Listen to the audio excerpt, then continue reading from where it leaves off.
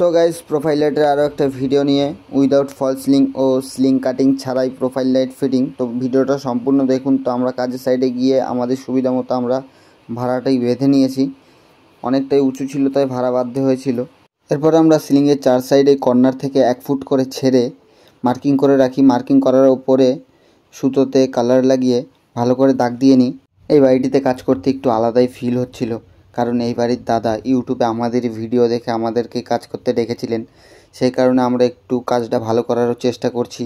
আপনারা সম্পূর্ণ ভিডিওটা দেখুন এবং কমেন্টে অবশ্যই জানাবেন যে কাজটা কেমন হয়েছে। কাজটা করতে অনেক প্রবলেমও হচ্ছিল, তার সাথে সাথে অনেক ভয়ও লাগছিল, কিন্তু কি করা যাবে, কাজ তো করতেই হবে। সুতোতে কালার লাগিয়ে চারিদিকে ভালোভাবে দাগ দিয়ে নিচ্ছিলাম যেন ড্রিল করতে কোনো অসুবিধা না হয়। সিলিংয়ে সুতো দিয়ে দাগ দেওয়া সম্পূর্ণ হয়েছে। এরপরে এই দাগের ওপরে আমরা ড্রিল করা শুরু করব।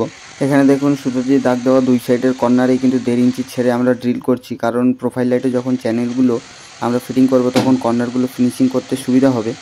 দুটো সাইডের কর্নারে ড্রিল করার পর মাঝে যে অংশটি বেঁচে আছে সেখানে আমরা 18 ইঞ্চি পর ড্রিল করে নিচ্ছি। এরপর ড্রিল করা সম্পূর্ণ হলে এই ড্রিল করা হোলগুলির মধ্যে পিভিসি গুজি ব্যবহার করছি। প্রোফাইল লাইটের চ্যানেলগুলি ফিটিং করার জন্য যে ক্ল্যাম্প ব্যবহার করে থাকি সেই ক্ল্যাম্পগুলি ফিটিং করার জন্য 3/4 জিপসাম স্ক্রু ব্যবহার করছি। আপনারা চাইলে স্টিলের স্ক্রু ব্যবহার করতে পারেন। এক এক করে চারি সাইডেই প্রোফাইল লাইটের ক্ল্যাম্পগুলো ফিটিং করে নিচ্ছি। প্রোফাইল লাইটের ক্ল্যাম্পগুলি সম্পূর্ণ ফিটিং করার পর 4টে কর্নারে আমরা ড্রিল করে নেব। কী কারণে ড্রিল করি সেটাও আমি আপনাদের বলবো। আপনারাও কর্নারে অবশ্যই ড্রিল করবেন। 4টে কর্নারে ড্রিল করে নেওয়ার পর প্রোফাইল লাইটের চ্যানেলগুলি সঠিকভাবে মাপ নিয়ে সুন্দরভাবে ফিনিশিংয়ের মাধ্যমে ফিটিং করে নিচ্ছি। চ্যানেলগুলি সম্পূর্ণ ফিটিং করার পর খুব সাবধানের মাধ্যমে আমরা কর্নারগুলি কেটে নেব। এইভাবে কাটাটা অনেকটাই রিস্ক হয়ে যায়, আপনারা চাইলে নিজেদের মতো করে কাটতে পারবেন। এইভাবে কাটলে একটু কর্নারটা ভালো ফিনিশিং হয়। এবার এই চ্যানেলগুলির মাঝে এই লাইটটা ফিটিং করব। তো এই লাইটটিকে রোপ লাইট বলে, অনেকে ফিতে লাইটও বলে।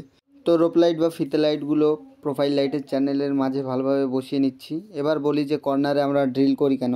প্রোফাইল লাইটের চ্যানেলটির ভিতরে অতটা জায়গা থাকে না যে রোপ লাইটটি আমরা ফোল্ড করব, সেই কারণে আমরা কর্নারে ড্রিল করে নিই। তাহলে আমাদের রোপ লাইটটি লাগাতে অনেকটাই সুবিধা হয়। আপনারাও করবেন, দেখবেন অনেকটাই সুবিধা হবে। তো এই একই রিলেটেড ভিডিও আমার এই চ্যানেলে আপলোড করা রয়েছে। এই ভিডিওটিতে সম্পূর্ণভাবে সব কিছু দেখানো সম্ভব হয়ে ওঠেনি।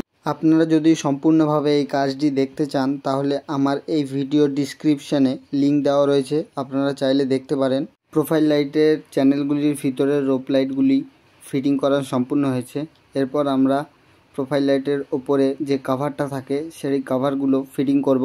এরপর টেন্সারের মাধ্যমে প্রোফাইল লাইটের ওপরে যে কভারগুলো ফিটিং হবে সেই কভারের কর্নারগুলো ভালো করে ফিনিশিংয়ের মাধ্যমে কেটে নিচ্ছি। তারপর ফিটিং করা শুরু করব। প্রোফাইল লাইটটি জ্বালানোর জন্য যে অ্যাডাপ্টার ব্যবহার করব সেই অ্যাডাপ্টারটি রাখার জন্য 5 জয়েন্ট বক্স ব্যবহার করছি। প্রোফাইল লাইটের তারগুলি জয়েন্ট বক্সে আনার জন্য এখানে আমরা 1/2 ইঞ্চি ক্যাসিং ব্যবহার করছি। তো সঠিকভাবে মাপ নিয়ে আমরা এখানে কেটে নিচ্ছি ক্যাসিংগুলো।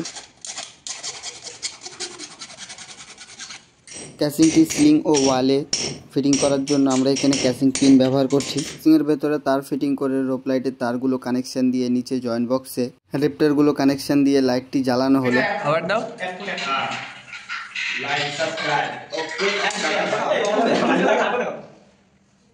ভিডিওটি কেমন হয়েছে অবশ্যই কমেন্টে জানাবেন। চ্যানেলে নতুন হয়ে থাকলে অবশ্যই একটি সাবস্ক্রাইব করে দেবেন এবং লাইক করে দেবেন। লাইক করে দিলে আমরা ভিডিও বানাতে মোটিভেট হই। তো আবার দেখা হচ্ছে নেক্সট ভিডিওতে।